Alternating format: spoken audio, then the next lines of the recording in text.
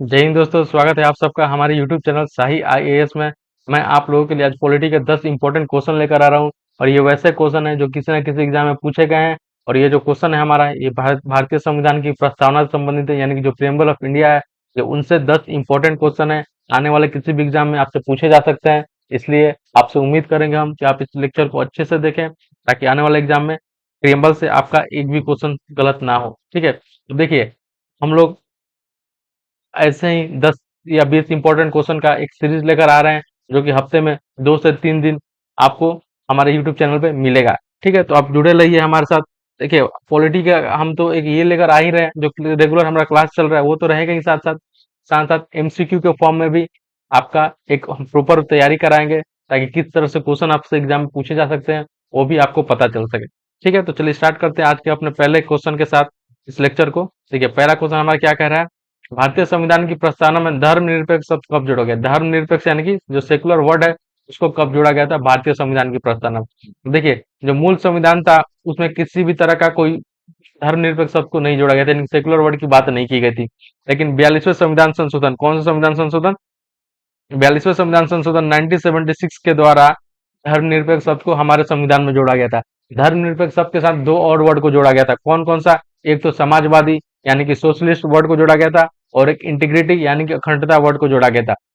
तो देखिए, अब आपसे ये भी क्वेश्चन पूछा जा सकता है कि भारतीय संविधान में कितने शब्द को जोड़ा गया है? तो 3 शब्द को जोड़ा गया है। कितने शब्द को जोड़ा गया? अभी तक तो भारतीय संविधान में 3 शब्द को जोड़ा गया है। फिर आपसे एक ये भी क्वेश्चन बन सकता है कि भारतीय संविधान में अभी तक कितने बार संशोधन किया गया है? तो अभी तक सिर्फ एक बार संशोधन किया गया है। ठीक है, यानी कि अभी तक भारतीय संविधान में सिर्फ एक बार अमेंडमेंट हुआ है। ये क्वेश्चन भी आपसे पूछा जा सकता है, कभी पूछा जा सकता है। और ये भी पूछा जा सकता है कि कब हुआ था वो अमेंडमेंट, यानी कि वो संशोधन कब हुआ था? तो 1976 में 42वां जो संविधान संशोधन हुआ था, उसी समय अभी तक सिर्फ एक बार हमारे भारतीय संविधान की प्रस्तावना में संशोधन हुआ है। और 3 शब्द को जोड़े गए थे, ये आपको याद रखना है। धर्मनिरपेक्ष, समाजवादी और अखंडता, ये 3 वर्ड जोड़े गए थे। ठीक है, तो इसका आंसर क्या हो जाएगा हमारा?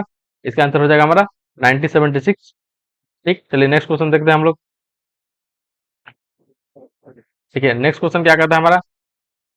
भारतीय संविधान की प्रस्तावना में कौन से शब्द पहले आते हैं? देखिए, भारतीय संविधान की प्रस्तावना में बोल रहा है कौन से शब्द पहले आते हैं। पहले शब्द का मतलब क्या है? जैसे हम लोग जब संविधान को पढ़ते हैं तो उसमें क्या लिखा रहता है? We the people of India having solemnly resolve to constitute India into a sovereign socialist secular democratic और रिपब्लिक। ये जो वर्ड है ना, sovereign socialist secular democratic republic, इन वर्ड में सबसे पहले कौन सा वर्ड आ रहा है? ठीक है, तो क्या आ रहा है? सोवरेन आ रहा है, फिर सोशलिस्ट आ रहा है, फिर सेकुलर आ रहा है, फिर डेमोक्रेटिक आ रहा है, फिर रिपब्लिक आ रहा है। ठीक है, देखिए, आपसे ये क्रम अरेंज करने के लिए पूछ सकता है। अभी यहाँ पे क्या पूछ रहा है कि कौन सा वर्ड सबसे पहले आ रहा है? कौन सा आता है? आ रहा है सोवरिन, आ रहा है सोशलिस्ट, आ रहा है यानी कि संप्रभु समाजवादी वर्ड आ रहा है। ठीक, देखिए क्या होगा, कभी कभी किसी एग्जाम में आपसे ये 4-5 वर्ड दे दिए रहेंगे और पूछा जाएगा कि इनको अरेंज कीजिए, उनका क्रम बिगाड़ दिया जाएगा आपसे। ठीक है, और उसको अरेंज करने के लिए आपसे पूछा जा सकता है। ठीक है, ये चीज भी आपको ध्यान में रखना है, इस तरह से भी क्वेश्चन एग्जाम में बन सकते हैं। तो इसका आंसर क्या हो जाएगा हमारा? संप्रभु समाजवादी। ठीक, तो देखिए यहाँ पे क्या है, 1 नंबर पे संप्रभु आता है, 2 नंबर पे समाजवादी आता है, 3 नंबर पे धर्मनिरपेक्ष आता है, 4 नंबर पे गणतंत्र लोकतांत्रिक आता है, और 5 नंबर पे गणराज्य आता है। ठीक है, इनका क्रम बिगाड़ करके इधर उधर दे दिया जाएगा और आपसे कह दिया जाएगा कि इसको इनको संविधान की प्रस्तावना के अनुसार इनको अरेंज कीजिए। ठीक है, इस तरह से भी क्वेश्चन हमारे एग्जाम में बन सकते हैं, तो यह आपको ध्यान में रखना है। चलिए नेक्स्ट क्वेश्चन पे चलते हैं हम लोग। नेक्स्ट क्वेश्चन क्या कह रहा है? संविधान की प्रस्तावना किस प्रकार की न्याय की बात करती है? यानी कि संविधान की प्रस्तावना में किस प्रकार की न्याय की बात की गई है? अब देखिए, जो हमारा संविधान है, जो संविधान की प्रस्तावना है, उसमें टोटल 3 तरह की न्याय की बात की गई है। कितने तरह की न्याय की बात की गई? 3 तरह की। और वो कौन कौन से न्याय है? ऑप्शन है आपके सामने, आप ऑप्शन देखिए और जवाब दीजिए। ठीक है, 5 सेकंड का समय दे रहा हूँ आपको मैं, 5 सेकंड में आपको जवाब देना है। ठीक है, चलिए देखिए, तो कितने तरह की न्याय की बात की गई हमारे संविधान में? संविधान की प्रस्तावना में 3 तरह की। कौन कौन सा वो न्याय है? सामाजिक, आर्थिक और राजनीतिक, यानी कि सोशल, इकोनॉमिक एंड पॉलिटिकल, ये 3 तरह के न्याय की बात की गई है हमारे संविधान की प्रस्तावना में। तो आपका आंसर क्या हो जाएगा? ए हो जाएगा। ठीक है, हो सकता है कि किसी एग्जाम में ये भी पूछा जाए कितने तरह की न्याय की बात की गई है, तो आप वहां पे ऑप्शन रहेगा 1, 2, 3, 4, जो भी ऑप्शन रहेगा वहां पे आपको उसको चुनाव करना पड़ेगा। क्या चुनाव करना पड़ेगा? 3 तरह के न्याय की बात की गई है। ठीक है, चलिए नेक्स्ट देखेंगे हम लोग।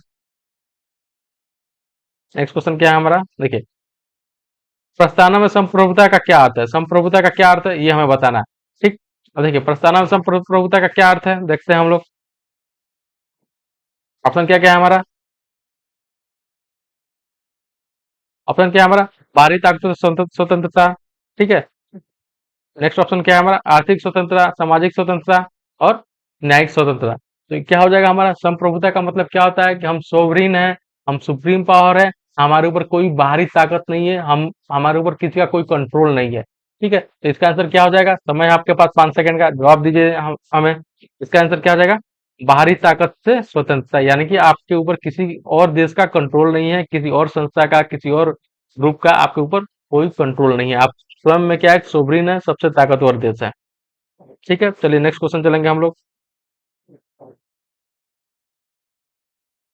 देखिए नेक्स्ट क्वेश्चन क्या कह रहा है हमारा?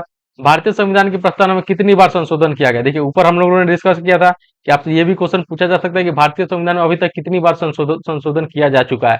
ठीक है, तो क्वेश्चन ये हमारा आ भी गया, तो कितनी बार संशोधन किया जा चुका है भारतीय संविधान की प्रस्तावना में? अभी तक सिर्फ ऑप्शन बताइए, ऑप्शन देखिए आप और आंसर बताइए, क्या होगा इसका आंसर? इसका आंसर क्या होगा? एक बार। अभी तक सिर्फ एक बार भारतीय संविधान की प्रस्तावना में संशोधन किया जा चुका है, और वो कब किया गया था? 1976 में 42वें संविधान संशोधन के द्वारा सिर्फ एक बार अभी तक संविधान की प्रस्तावना में संशोधन किया गया है। और 3 वर्ड जोड़े गए थे, कौन कौन से? सोशलिस्ट, सेकुलर और इंटीग्रिटी, ये 3 वर्ड जोड़े गए थे भारतीय संविधान की प्रस्तावना में। आपको ये वर्ड याद रखने हैं, ये 3 वर्ड जोड़े गए थे। ठीक है, चलिए नेक्स्ट क्वेश्चन देखेंगे हम लोग।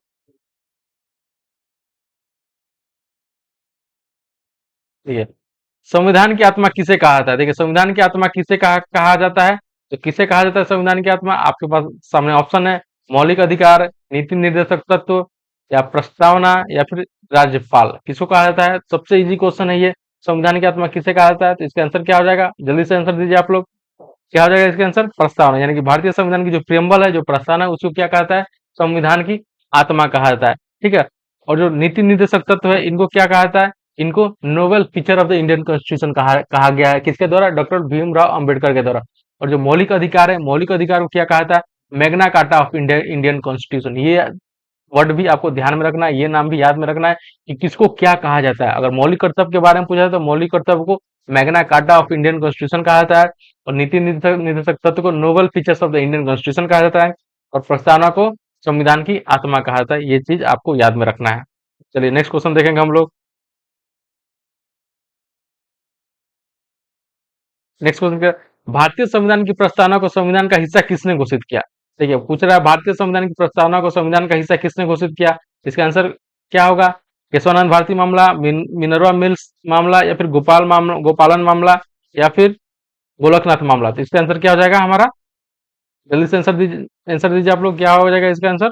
इसका आंसर हो जाएगा केशवानंद भारती मामला, यानी कि 1973 में जो केशवानंद भारती जो मामला हुआ था, जो केस हुआ था, उसमें सुप्रीम कोर्ट ने अपने वर्डिक्ट में यह कहा था कि जो भारतीय संविधान की जो प्रस्तावना है, यानी कि जो प्रेम्बल है, वो क्या है? अभिन्न अंग है, इंटीग्रल पार्ट है, एक अभिन्न हिस्सा है हमारे संविधान का, और इसमें हम संशोधन भी कर सकते हैं। ठीक है, तो 1960 में, यानी कि 1960 में जो बेरूबारी का जो केस हुआ था, उसमें सुप्रीम कोर्ट ने यह वर्डिक्ट दिया था कि नहीं, संविधान का हिस्सा प्रियम्बल नहीं है, यानी कि प्रस्तावना जो है वो संविधान का हिस्सा नहीं है। लेकिन फिर अपने जजमेंट को पलटते हुए, अपने फैसले को, पुराने फैसले को पलटते हुए, सुप्रीम कोर्ट ने यह कहा कि नहीं, बिल्कुल जो प्रस्तावना है वो हमारे संविधान का एक महत्वपूर्ण अंग है, महत्वपूर्ण हिस्सा है। तो इसका आंसर क्या आ जाएगा हमारा? केशवानंद भारती के मामले में ये बात कही गई है। नेक्स्ट क्वेश्चन देखेंगे हम लोग।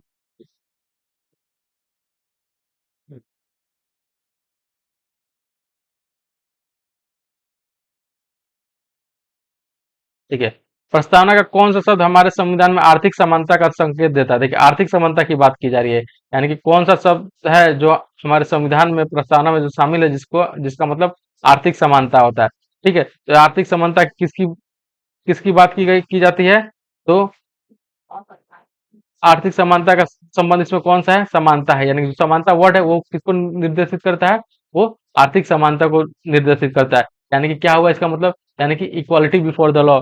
ठीक है, यानी कि जो इनइक्वालिटी है, जो आय की इनइक्वालिटी है, उसको कम करना है। ठीक है, जो कंसंट्रेशन ऑफ वेल्थ है, उसको कम करना है, ये हमारे संविधान में बात की गई थी। इसके आंसर क्या हो जाएगा?